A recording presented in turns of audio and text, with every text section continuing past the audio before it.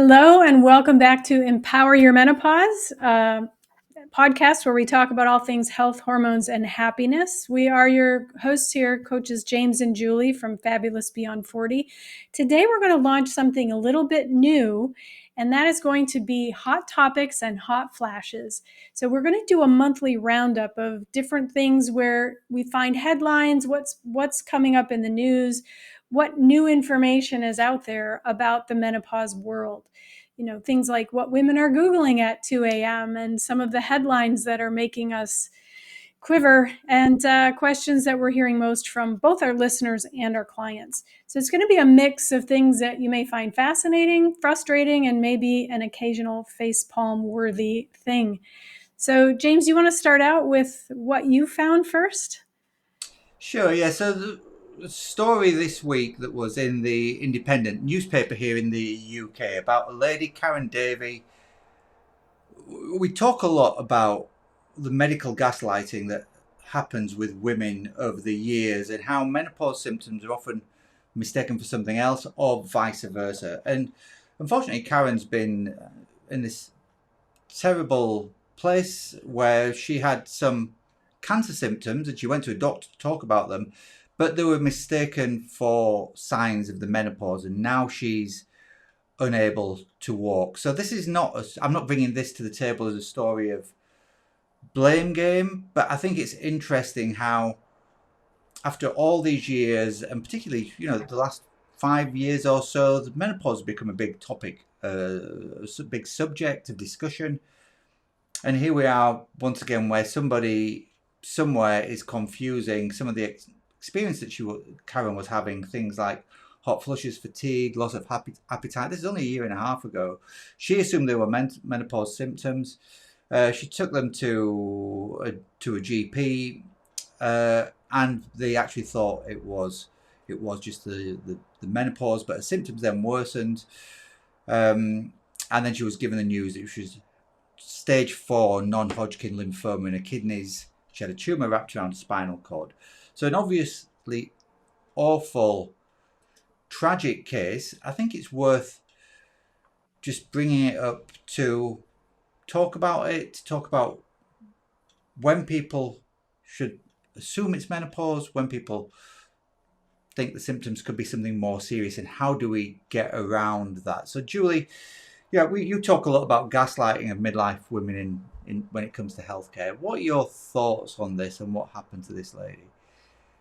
Well, I think, in a lot of cases, we go to the doctor. Women are more frequently dismissed when they're expressing complaints about pain or different symptoms. We're looked at as, being overly dramatic or being hypochondriacs, really, and nothing could be further from the truth. And it's something that we need to take very seriously. A lot of women go to the doctor with blind faith, but the truth is, in the medical system, as we've already said before, doctors get little to no menopause training in medical school. So it's really hard for them to differentiate what might be a menopause symptom or what might be something else. And when we go in with some symptom that's nagging at us, we know our bodies better than anybody else. So not taking whatever brush away answer you get at the first, and I'm not saying all doctors are nasty or are setting out to do us harm, but in many cases they just don't have the time to look into things further or explore your history a little bit more. So going in well prepared, I think, is important, to let your doctor know you're taking this seriously, that you have information, you're not just coming in and complaining. And then also finding someone, if you're able, who specializes in menopause, because someone who specializes in menopause is going to have a better ability to differentiate what are truly menopause symptoms or how to look into them to make sure they're not something more serious. Because sometimes health risks, health conditions can develop especially if we haven't been taking good care of ourselves until now, up until now, when we've been looking after everybody and everything else and neglecting our own health. So something that could potentially be serious, like this woman's cancer diagnosis, can be brushed off because, oh, you're just complaining. Aches and pains are normal at this time of life. That's not to say you need to panic about everything, but again, staying informed. tracking your symptoms. How long has this been happening? How has it progressed, or is it pretty much the same? What type of pain are you experiencing, or what type of symptom are you experiencing? When you can take those data to your doctor, they're probably going to take them a bit more seriously because you'll have been keeping track. I think that's probably, first of all, get someone who specializes in menopause. And by the way, this could be male or female in the medical profession, because I've been gaslit by women doctors as well as male doctors. Mm-hmm. So this is a non-gender based thing in the medical field. So find someone you feel comfortable with, and that may mean visiting and interviewing a few different healthcare practitioners. Mm-hmm. You Yeah, know, yeah, and speaking to your GP surgery, most GP surgery in the UK have more, at least in the UK, I'm not sure about in America, will have more than one doctor, and some of those doctors specialize in different things. Here at our local surgery, we've got a GP, Emily Muirhead, who's been a friend of the podcast, a friend of Fabulous Beyond 40. She's absolutely a menopause specialist and knows what she's talking about and can help differentiate what the symptoms are and, mm-hmm. and whether it might be something more serious. Sorry, that's the wrong word to say, because I'm not trying to dismiss menopause there, but Sure, obviously it's not a life-threatening disease like a non-Hodgkin's lymphoma would be. And sure. so then the other thing, of course, is having the confidence to advocate for yourself. And if you have any inkling that something might be more serious or might be different, or you might not be getting the care that you think you deserve, then having the courage to speak up is really, really important. That's a difficult thing to do sometimes in the face of a medical professional who has got all this training, 7 years of med school, whatever it is, and then for you to actually advocate for yourself. But I think if you're not comfortable with whatever you're being told, you put your foot down, ask for a second review, ask to see another GP or another doctor at the same surgery or even a different surgery. Like you said, seek out somebody who's going to listen to you rather than just blow your concerns away. Well, and to that end, they call it a medical practice for a reason. Yes, doctors are very well studied and educated, but we don't know to what extent. Every medical school is different. Different doctors focus on different things that they're more interested in. It's called a practice because it's constantly evolving. They're learning as they go, and they have bad days too. So it shouldn't be at the cost of your well-being or your feeling comfortable or confident. And if the doctor's ego is too big, that they get insulted when you want to explore something further, then that's a really good indication that it's not the right doctor for you. Yeah, Been there. absolutely. Yeah. Okay, so second story then is one that I know, Julie, you're bringing to the table. One thing to say is that the first story there was obviously quite a tragic one. The second one is probably quite tragic as well. Tragedy is not going to be the way we go in this new section, No, topic and hot no, flashes. no. We will actually bring things that are lighter. It just happened that this week a couple of things caught our eye that may be perceived as slightly negative. So, Julie, why don't you go ahead and tell us what your first story is that you brought today then? Yeah, there's a woman in Thetford. She had experienced a significant loss in the family, and while she was struggling with some really severe menopausal symptoms, and ultimately ended up taking her own life. And this is terribly tragic and a really sad story, and fortunately not one we hear frequently. But I won't say it's something that's 100% out of the norm, because I know a lot of women who feel like they're pushed to their limit when they're going through all of these things. We're at that time of life when there are a lot of things happening, right? We might be empty nesters, we might be losing family members or friends. There's a lot of suffering that goes on. And then when you add that on top of everyday stress and work stress and family stress, and then the stress on your body that you experience while you're going through menopause, stress, as we know, is the number one enemy of women. So of all people, but especially women in the menopause transition, while your hormones are doing other things and your body's changing and your health risks are going up. And we put that lack of self care, that lack of self nourishing and movement and all of those things that we need to be doing. So there's a real risk here. And because women are so conditioned to just tough it out, push through it, there's a lot more suffering, I think, in some cases than we may realize. That woman who's just putting a smile on her face and everything's fine all the time may not be. So there's a toll that takes on your mental health. Making sure you check in with your friends and family who are in this phase of life, making sure that you're reaching out for help if you're in this phase of life. There's absolutely no shame in doing that, right? To get the support that you need, whether that's mental health, getting mental health support through a professional therapist, whether that's getting medical help through a menopause specialist doctor, whether it's having a support group that you can get involved with, a community group, or coaching is great to help you sort of navigate what's happening.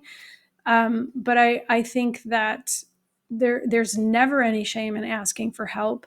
You look at corporate CEOs, you look at professional athletes, they have multiple coaches. They get help from multiple different places. And there's no shame in that respect. So why should we feel guilty asking for the help that we need on a day-to-day basis, right? You don't have to be Superwoman. Your symptoms are real, and there is a lot of help available for you, but nobody can read your mind, and so it's important to let people know when things are getting serious for you, that you feel like something's got to give, right? Mm. What do you think? Well, obviously, it's absolutely tragic case, and sadly, it's not a case in silo. I know you said that they don't happen that often, but periodically you will read about a woman in midlife taking her own life. At least here in the UK, where I live, anyway. And I Yeah. think one of the things that it highlights for me is the mental health toll of midlife on women who are in the menopause health transition feels as though it's quite unappreciated, or doesn't get the amount of, I don't want to say respect, but doesn't get the amount of coverage or Attention. attention maybe Yeah. that it actually needs. And we know that there are mental health challenges. Stress increases anxiety. Anxiety can exacerbate those mental health challenges. And I think for me, it just highlights once again how important it is for women to make sure that they're taking some steps to looking after themselves. Now, I'm not saying that if this lady had got better sleep, or she'd reduced the stress, or whatever it may be, that she'd actually not taken her own life.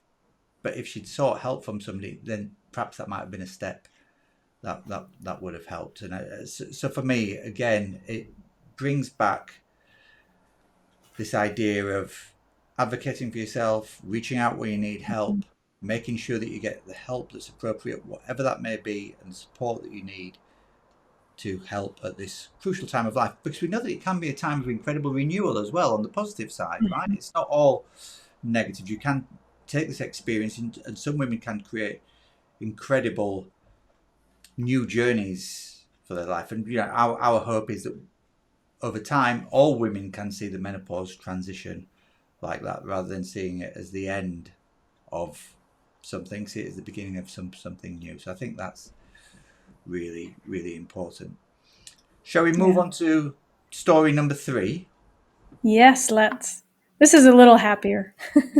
Well, yes and no, I think. So, a new study last month, for years now, we've been talked about this idea that 10,000 steps is the minimum we should all be getting. And I'm not quite sure where the 10,000 steps, if you want, myth comes from. My understanding is that it may even come from Super Size Me, that movie from 10, Mm. 15 years ago, when I think it was Morgan Spurlock, the director, was talking about the fact that the average New Yorker gets 10,000 steps and they're a lot healthier than other people in America are.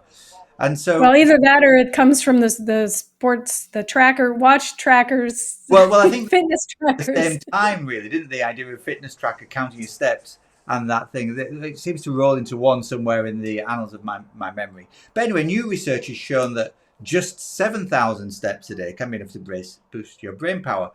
And so that's a good thing. If you're not a fan of exercise, if you don't want to do as much, you can probably do a little bit less and still have the health benefits from it, which is obviously a positive.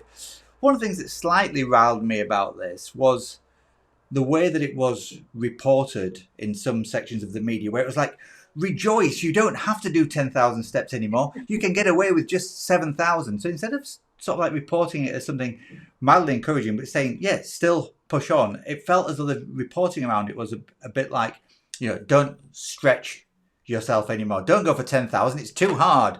Just go for 7,000, 6,000 or 5,000. And I know that we talk about starting off with the bare minimum that you feel that you can do to get somewhere. What I wouldn't like from these kind of stories is for people who are already doing 10 or 11, 12, 15,000 steps and finding it's really beneficial for them and really helpful to suddenly go, oh my God, I don't need to do 10,000 steps anymore. I'm going to go all the way back to 7,000 and do less. So I think, yeah, it's good news from the fact that as a base, the base level that people can set for themselves as what might be appropriate for health benefits is great and obviously needed. I just have a word of warning there that, if you're already doing over 10,000 and you're enjoying your 10,000 steps, don't take this as a need, as an indication that you're doing too much and you should go back. Do what you feel is appropriate. That's my take on it anyway. I'm not sure what you think.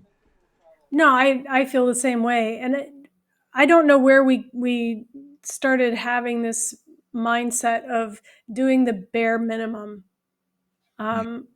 In of whatever we can do, or like we're getting away with something. The only person you're cheating, if you, I don't like that word, but if you decide, oh, I don't have to, well, by whose standards? What are your goals? What is it that you want? Because moderation in all things includes your health.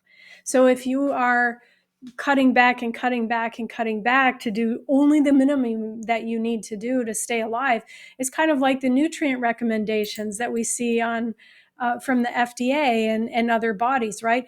Those nutrient recommendations aren't for you to live optimally and have optimal health. Those are the minimum required for you to avoid disease. So, do you want to be on that cusp of teetering between just avoiding disease and optimizing your health and energy, or do you want to be able to do more? And I would hope that most people would want to be able to continue to do more. The thing I think this is great for is that if you aren't moving at all, or you find that you're feeling intimidated by exercise, like you said, James, knowing that you can start small and still see benefits. That's great news for those people who aren't currently moving their bodies very much. But for those who already are, I would say just ignore this, and maybe use it to encourage friends who aren't getting any movement in. But yeah, don't just decide where do you want your health span to be? The Yeah, bare minimum or as optimal as possible. exactly. I think it's worth just highlighting a couple of things here. 10,000 steps is quite a lot, right? We're talking about maybe 5 miles, 6 miles is 10,000 steps, or 8 kilometers if you're working in metrics, somewhere around 8 to 10 kilometers, which is obviously a significant amount. This study was a large study. It looked at, I think, 150, 160,000 adults around the world and looked at their exercise regimes, etc. One thing is, when you get a study that is so vast, looking at 160,000 people, it's very hard to keep the controls in place. So although they would have some information on those people's exercise, nobody's controlling 160,000 people to see if they're all getting the same diet, have the same stress levels, whether they're getting the same sleep. So there could be co-founding factors that actually dilute the results somewhat. But also, the results compared 10,000, 7,000, 4,000, and 2,000 steps. And they found that 7,000 was kind of like the sweet spot for seeing reductions in cardiovascular disease, cancer, dementia, depression, etc.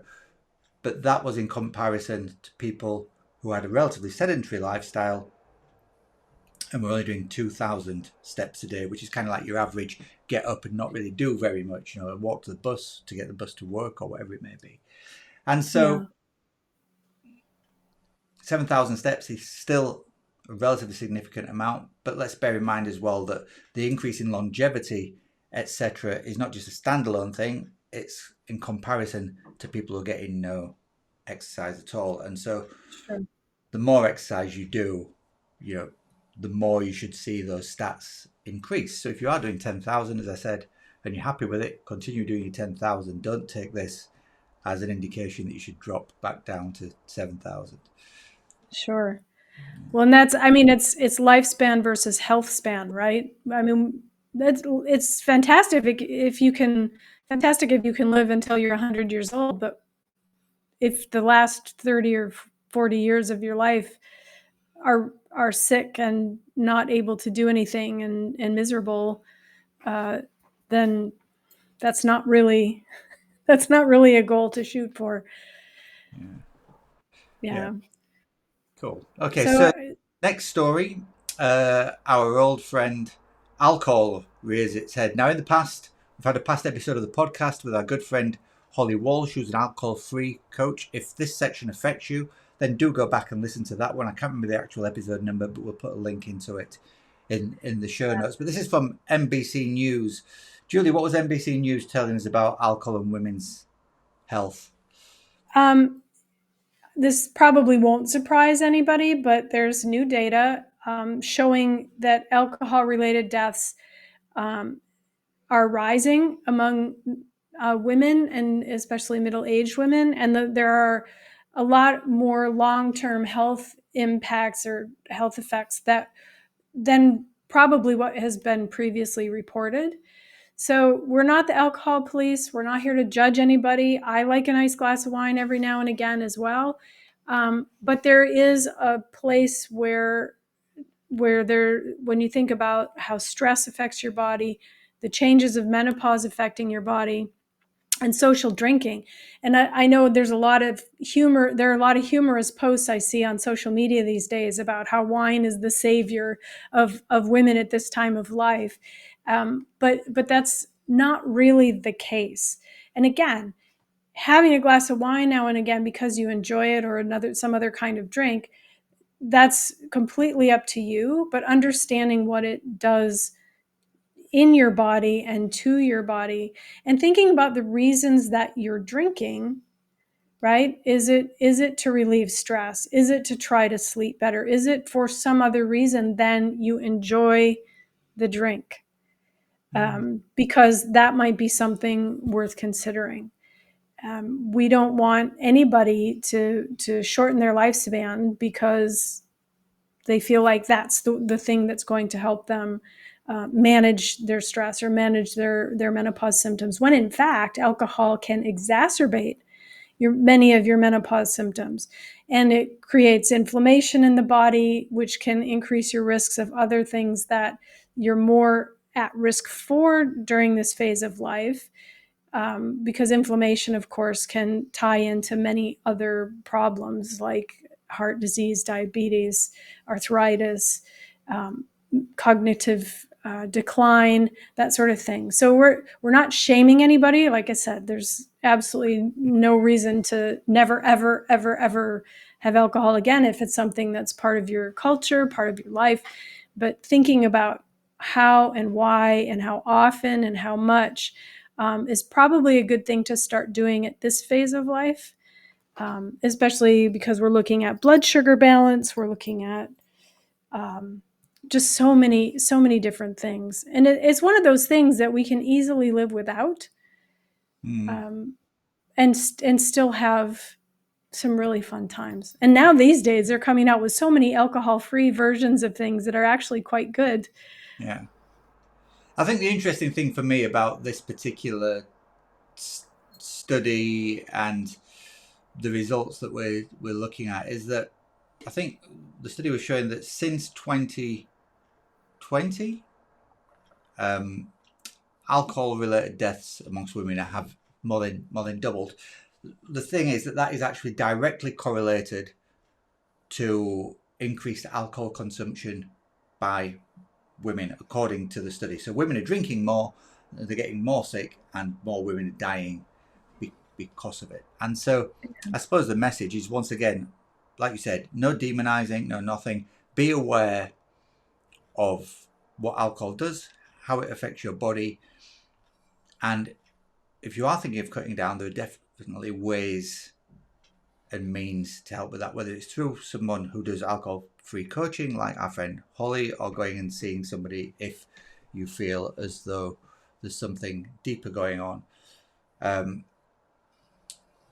But the thing to start off by knowing that alcohol is actually a poison, right? That is why we get massive headaches and hangovers and stuff like that, because our body's trying to expel it as soon as possible. And all the other good stuff that we want to do when we're doing fitness regimes, like managing our weight and things like that, they all stop as your body's processing alcohol through the body, because your body really prioritizes that.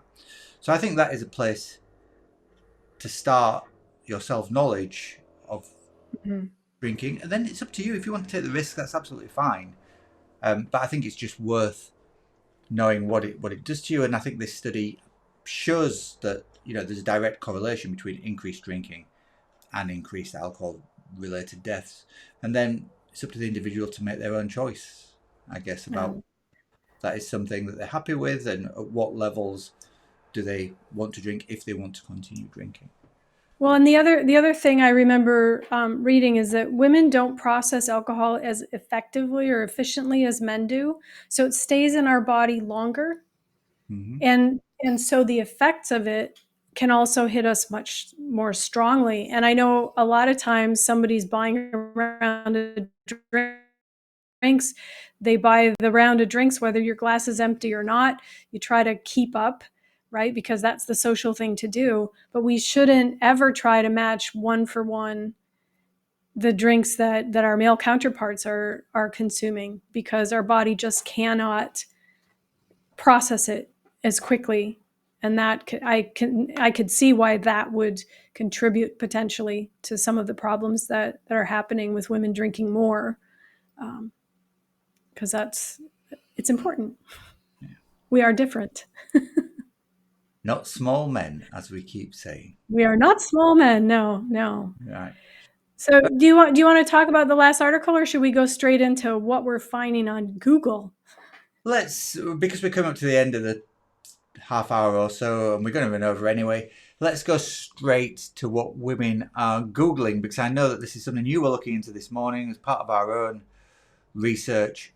What has been coming up for you with this then? When you looked into what women are Googling about menopause, what are women Googling about menopause?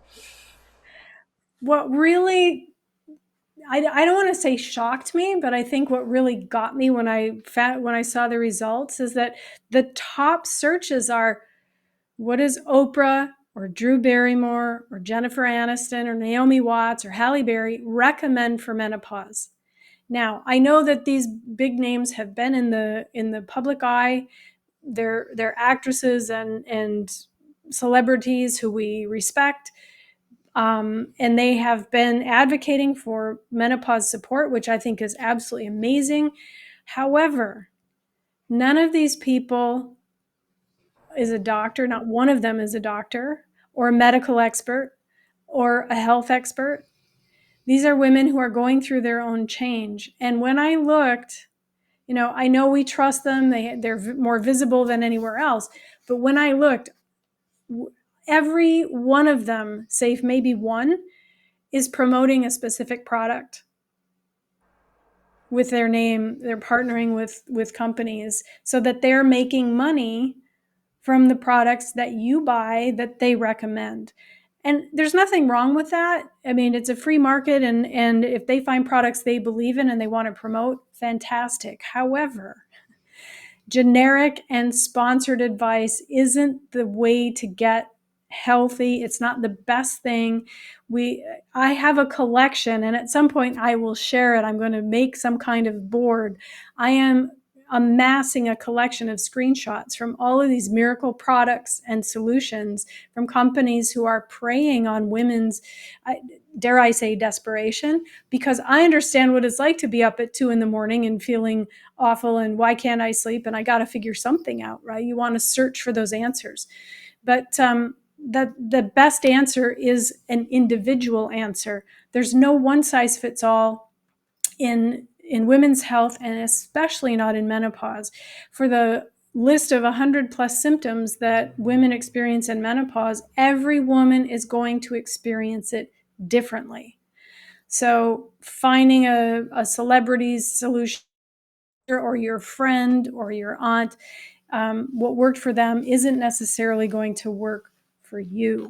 So that was a big one for me. That just had me shaking my head. You want to look at some of the others? Sure. I suppose what was one of the other ones? What was the number one vitamin for menopause was one of them. We discussed this a lot in Club Fabulous Beyond 40. We've got a whole training on vitamins and minerals. Club Fabulous Beyond 40 is our membership for women 40 and above, low cost membership. There are all kinds of trainings on this kind of thing in there. The answer is really kind of depends, right, on the context, what's going on, what your symptoms are. There are some that we kind of recommend in order: magnesium, vitamin D, omega 3s. They kind to be the top three that we'd probably advise people to start looking at. I suppose the key thing here is, try not to get self-diagnosed off TikTok. You want somebody or to be able to reach out to somebody who will be able to give you some help on selecting not only what the vitamins and minerals are that you need at this time of life, but also assessing what's going on in your diet. Because if your diet's really good and your gut health's really good, you might be getting a lot of these anyway. So you might not need to necessarily supplement if you're getting them from your food. What you do need to supplement with, if supplementation is an option, will come based on your own symptoms and potential Mm. testing. You can get tested, you can get assessed for some vitamins and minerals, and that will give you a starting point to go for. And then finally, and I can't highlight this, for me at least, enough, is, as much as anything else, the quality of Mm. supplement matters. The supplement industries are notoriously unregulated. There are certain companies who set themselves a yardstick and have it as a point of differentiation that they absolutely do test their supplements to medical grade quality testing, and then you can be sure that it's going to do what it says on the tin. So often, you see low quality supplements. Calcium is one of my favorites. You get Mm. low quality calcium, you might as well go to your kid's school, walk into one of the classrooms, get some chalk off the chalkboard and eat that, because it's exactly the same thing, except it's chopped up into small pieces and put into a plastic container and sold to you as calcium. And so the Yeah. quality of what's in there matters. Minerals don't just come in one size, shape, or form either. There are multiple different types of magnesium. There are multiple different ways of taking omega 3s. There are multiple different ways of getting vitamin D into your body. And so getting some advice from somebody is the key thing there, I'd say. And as I say, it's just one of the many, many trainings around menopause that we do have in Club Fabulous Beyond 40. Now, one of the things Yeah. that we talked about, Julie, when it comes to this is wanting our listeners to come up with their own questions. So we would love to start answering some of your listener questions. So send us a DM on Instagram at fabulousbeyond40 coaching, or send us an email to either James at fabulousbeyond40.com or Julie at fabulousbeyond40.com. We will answer your questions about menopause, about midlife, and about making peace with your body. All you've got to do is put hot topics and hot flashes in the subject line. We'll know then that it's for the podcast. And who knows, you might hear your question answered in next month's episode. Julie. Yeah. So if this episode hit home, if you're struggling with your own body image lately, or your menopause experience, please don't do it alone. We offer a Menopause Impact Assessment that can really help you unpack what's going on. It's a 45-minute coaching call that's designed to help women over 40 get unstuck and start making real progress with your health, happiness, and hormones. We use a scientifically validated symptom questionnaire so we can get a clear picture of what's going on right now, and then we shift the focus to what your goals are, what your priorities are, so that we can help you start to feel better fast and figure out what that actually looks like for you. Because again, your needs are going to be different to everyone else's. So we'll drop that link in the show notes. We'd love to have you book a session. Brilliant. Okay, so that's it for today's episode then. Thank you for joining us. We're coaches James and Julie from Fabulous Beyond 40. We're here to remind you to stay strong and stay fabulous, and we will see you next week. Take care.